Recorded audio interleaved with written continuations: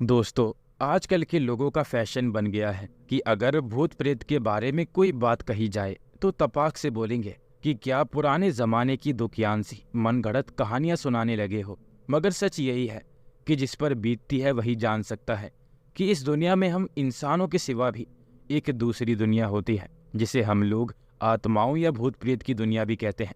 मैं भी भूत प्रेत वाले मामले के बारे में सुन सुनकर एकदम भिदक ही जाता था। वैसे शायद ही कोई आदमी होगा जिसके घर में कभी ना कभी किसी भूत प्रेत की कहानी का जिक्र नहीं चला होगा। ठीक उसी तरह मेरे गांव में भी उस बंद पड़े मकान का जिक्र अक्सर चलता रहता था, जो कि गांव से थोड़ा बाहर मौजूद था। और शायद उसे मकान के बजाय अगर हवेली कहा जाए तो बेहतर रहेगा, क्योंकि वह बहुत अधिक जगह में बना हुआ बड़ा घर था, जिसमें अनेक कमरे, बहुत बड़ा बगीचा और चारों तरफ बहुत लंबी चौड़ी चार दीवारी। मगर सब खस्ता हाल थी। अब वहां पर मकड़ियों के जाले और वीरानगी के सिवा कुछ नहीं था।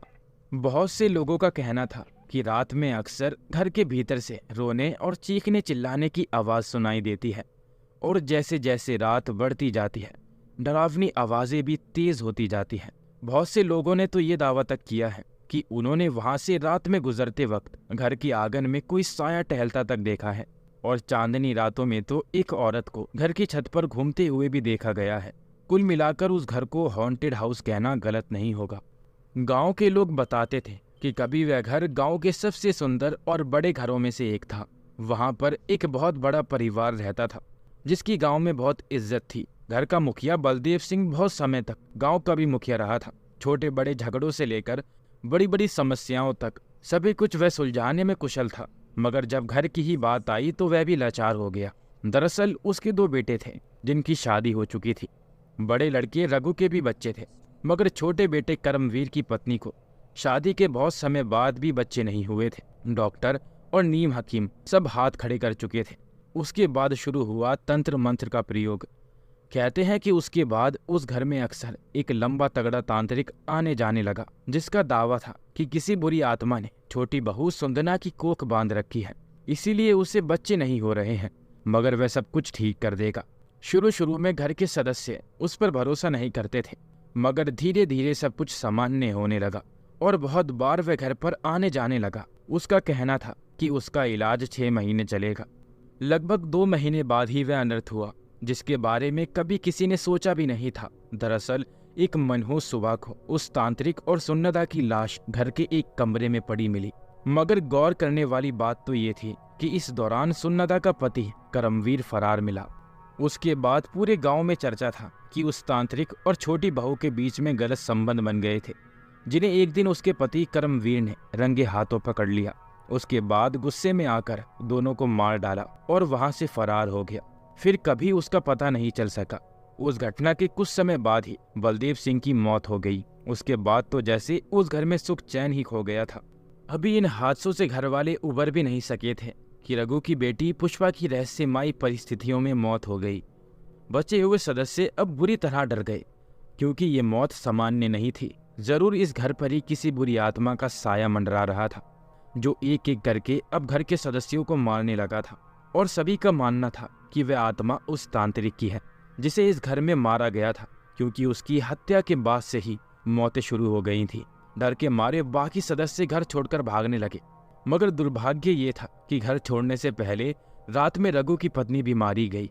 इसी गम में रघु पागल हो गया। उसकी माँ और उसका बेटा दोनों उसे लेकर वहां से कहीं चले गए, और तब से लेकर आज तक वह जगह वीरान और सुनसान पड़ी है। इन बातों को गुजरे हुए बहुत से साल बीत चुके हैं, मगर गांव वालों का खौफ आज भी उतना ही बरकरार था। वक्त बीतने के साथ साथ आलीशान मकान खंडर में तब्दील हो चुका था। बलदेव सिंह के रिश्तेदारों ने मकान को बेचने की कोशिश भी की थी, मगर डर के मारे किसी ने भी मकान खरीदने में दिलचस्पी नहीं दिखाई। वैसे भी किसी मनहूस मकान को कोई खरीदना भी क्यों चाहेगा। मगर कुछ लोग आज भी उस बड़ी घटना को महज अफवाह मानते थे, क्योंकि उनकी नज़र में भूत प्रेत आदि सब बकवास ही बातें थी। और मैं भी ऐसे ही लोगों में से एक था जो इस खौफनाक दास्तान को महज एक अफवाह भर मानता था। मैं और मेरे दोस्तों का ग्रुप दिन भर मटर गश्ती करते थे। मेरे खास दोस्तों में विकास तथा मानव प्रमुख थे, और बार बार उस भूतिया मकान के जिक्र से हमें अब चिढ़ होने लगी थी, क्योंकि बार बार उसके बारे में सुन सुनकर हमारे कान पक गए थे।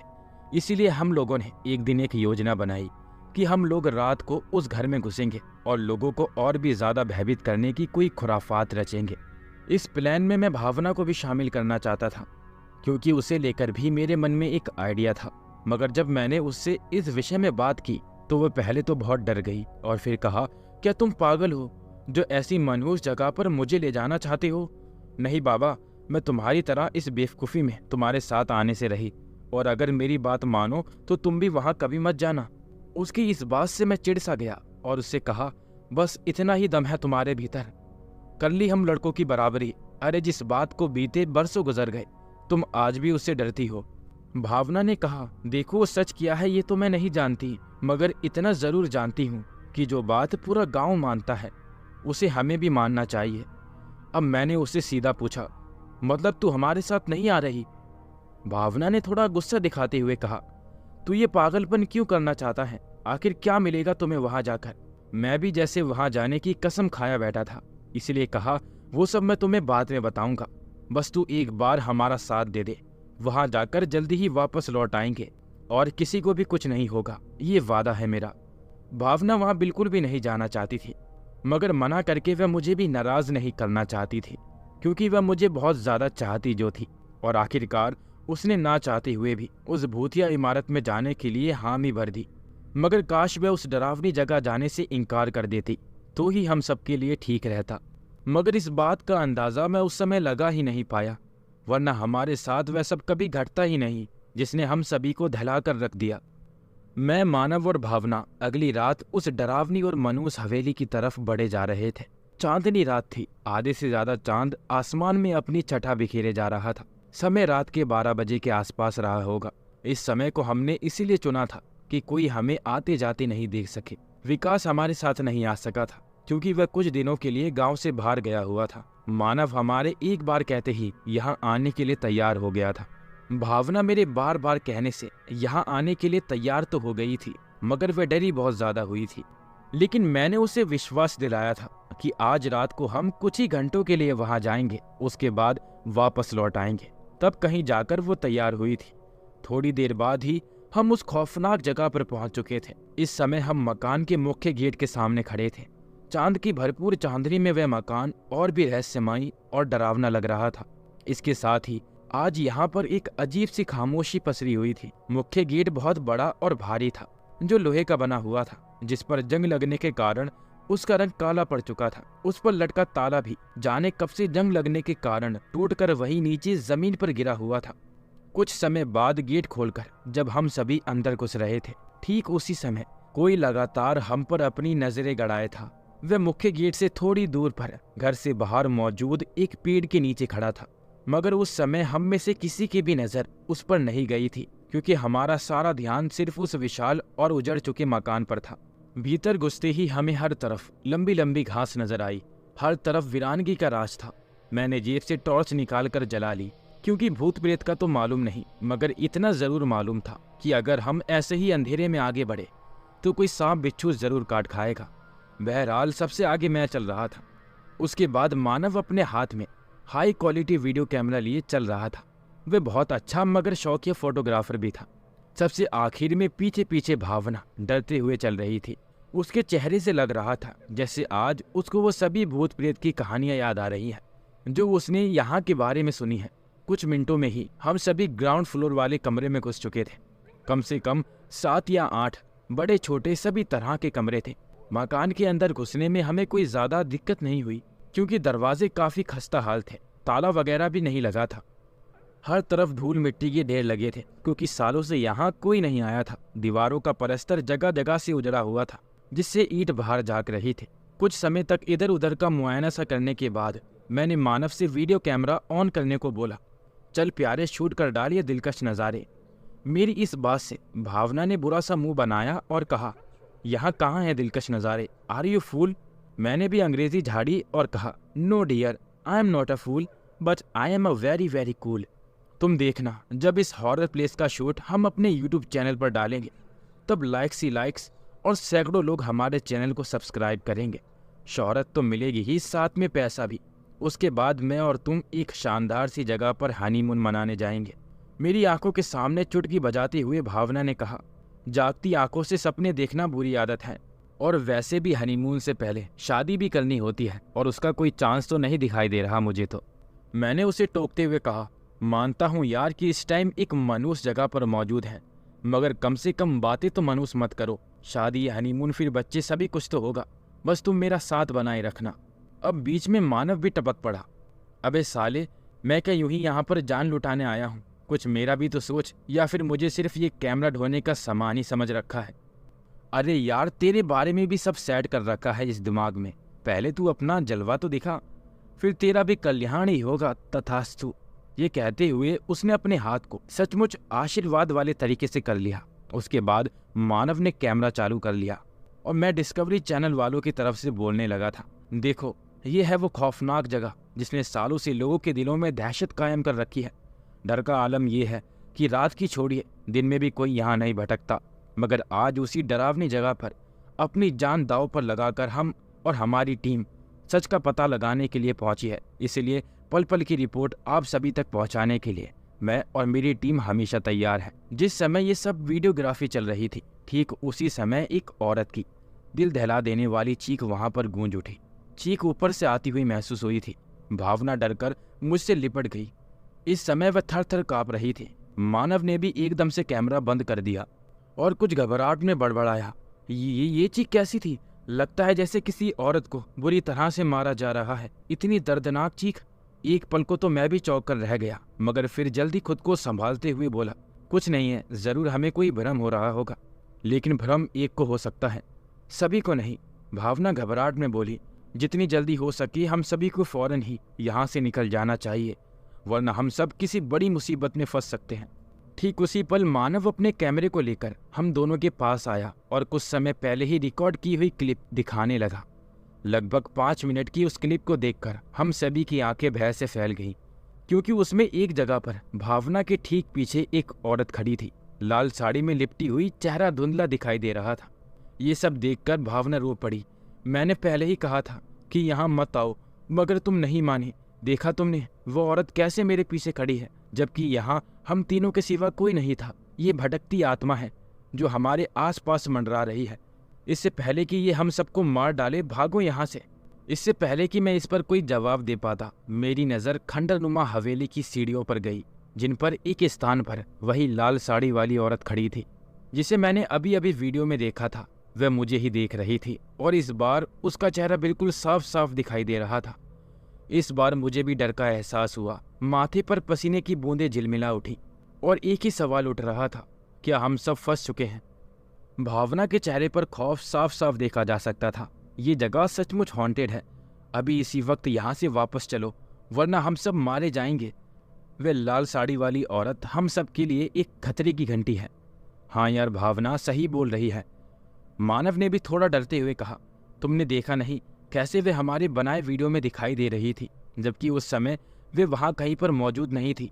मैंने उन दोनों से सहमत होते हुए कहा, हाँ, हो सकता है कि तुम दोनों जो कह रहे हो सही हो, मगर फिर भी हम जिस चीज़ के लिए यहाँ आए थे वह हमें मिल गई है। इस वीडियो को अपने चैनल पर डालो अभी और लोगों को रियल घोस्ट से मिलवाओ।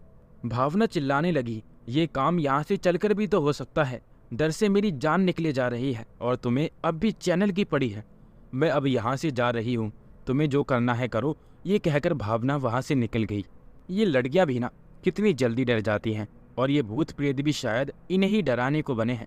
ये सब कहते हुए मैंने मानव से उसका कैमरा मांगा और फिर से उस वीडियो को देखने के लिए उसे ऑन किया, मगर इस बार मैं बुरी तरह से चौंक पड़ा, क्योंकि वीडियो की जगह एक काला अंधेरा स्क्रीन पर दिख रहा था। मैं हक्का बक्का उसे बार बार चलाकर देख रहा था, मगर सिवाय अंधेरे के कुछ भी नजर नहीं आ रहा था। साला ये सब क्या माजरा है? मैं झुलझुला गया।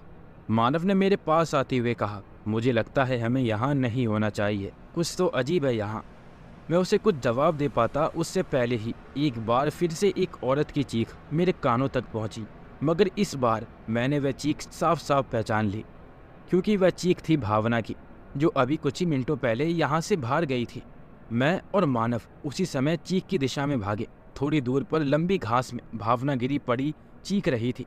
जब मैं और मानव उस तरफ भागे तो हमें उसके पास कोई साया भागकर जाता दिखाई दिया, और ये वही साया था जो इस घर में आने के समय से ही हमारा पीछा कर रहा था। मैंने भागकर भावना को संभाला और मानव तेजी से उस भागते साए की तरफ लपका। वह साया घर की दीवार फांदकर बाहर कूदने लगा। उसी समय मानव ने पीछे से लपककर उसका एक पैर कसकर पकड़ लिया। तब तक भावना और मैं भी वहीं पहुंच चुके थे। साय ने पैर छुड़ाने का खूब प्रयास किया, मगर मानव भी उसे दीवार से नीचे पटक कर ही माना। चांदनी रात में वह साया हम तीनों के सामने मौजूद था, मगर हम तीनों उसको नहीं पहचानते थे। सर पर लंबे उलझे बाल, लंबी दाढ़ी और फटे कपड़ों वाले उस आदमी की उम्र लगभग 50 वर्ष रही होगी।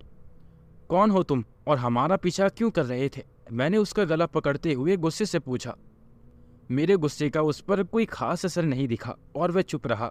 इस पर मानव भी उस पर गुस्सा हुआ और पूछा, तुम यूं चोरों की तरह यहाँ से भाग क्यों रहे थे? कहीं यहाँ पर भूत प्रेत के नाम पर तुम ही तो लोगों को नहीं डरा रहे हो? कहीं ये सब तुम्हारा ही रचा रचाया खेल तो नहीं? उस लाल साड़ी वाली औरत को अपनी आंखों से देखकर भी तुम अनजान क्यों बन रहे हो? इस बार उस आदमी के मुंह से भारी भरकम सी आवाज सुनाई दी। उसे देखकर भी क्या तुम्हें लग रहा है कि ये जगह भूतिया नहीं है? उसकी बात सुनकर मैं बोल उठा, वह औरत भी तुमसे मिली हुई होगी और तुम दोनों मिलकर ही शायद ये सब भूत प्रेत का नाटक कर रहे हो। क्योंकि तुम उसके बारे में कैसे जानते हो? जबकि उसे तो केवल हम लोगों ने ही देखा था। इसलिए सवाल ये है कि ये सब तुम कर क्यों रहे हो? सच सच बताओ, वरना हमें शक्ति दिखाने पर मजबूर होना पड़ेगा। उसने थोड़ा डरते हुए कहा। ये कोई रचा रचाया खेल नहीं, बल्कि कुछ और है। इस पर मानव ने उस पर गुस्सा दिखाया और बोला, याद रख, अगर तूने सच नहीं बताया तो तेरा थोबड़ा सुझा दूंगा। उस बुड्ढे ने फिर से एक बार हम सब की ओर देखा और फिर से बोलने लगा, अभी कुछ देर पहले तुमने जिस औरत को देखा वो वर्षों पहले मर चुकी है। उसका नाम सुन्नदा है। मैं ये बात सुन हैरान रह गया। मैंने उससे कहा कि ये कहीं वही सुन्नदा तो नहीं जो बलदेव सिंह के छोटे बेटे करमवीर की बीवी थी, जिसे एक तांत्रिक के साथ इसी घर में मार डाला गया था और इसका इल्जाम करमवीर पर ही लगा था, जो उसी दिन से फरार था। और उसके बाद इस घर में शुरू हुआ रहस्यमयी मौतों का सिलसिला। सबसे पहले बलदेव मरा, उसके बाद उसके बड़े बेटे रघु की लड़की मरी, उसके बाद रघु की बीवी। ये कहा जा रहा था कि ये सब उसी तांत्रिक की रूह कर रही है जिसे सुन्नदा के साथ मारा गया था। इसी सदमे में रघु पागल हो गया। उसका बेटा और उसकी माँ उसे यहाँ से कहीं दूर ले गए। तभी से ये घर वीरान हो गया। सभी यहाँ के बारे में कहने लगे कि ये जगह भूतिया है। मेरी बातों को ध्यान से सुन रहे उस बूढ़े ने सिर हिलाया और बोला, हाँ ये सब सच है, मगर उससे बड़े बहुत से सच और भी हैं जिसे जानकर तुम सभी हैरान रह जाओगे। अभी के लिए ये छोटा सा सच सुन लो कि मैं रघु हूँ, बलदेव सिंह का बड़ा लड़का, जिसका सभी कुछ इस घर ने लूट लिया। बर्बाद हो गया हूँ मैं। उसके इस खुलासे से हम हैरान रह गए। ठीक उसी समय छमछम की आवाज़ हुई और वही लाल साड़ी वाली औरत की रूह हमें छत पे दिखाई दी। मुंडेर पर खड़ी वह हमें खूनी नज़रों से घूर रही थी, मानो हम सभी को मार कर ही दम लेगी। भावना ने तो मुझसे लिपट के रोना ही शुरू कर दिया था। दोस्तों, आगे के राज जानने के लिए अगले पार्ट का इंतज़ार करिएगा। अगर आपको इसका अगला पार्ट चाहिए तो मुझे कमेंट में सेकंड पार्ट लिख के कमेंट करें, ताकि मैं इसका अगला पार्ट आपके लिए ला सकूं। अभी मैं लेता हूं आपसे अलविदा। मिलेंगे एक और नई डरावनी कहानी में।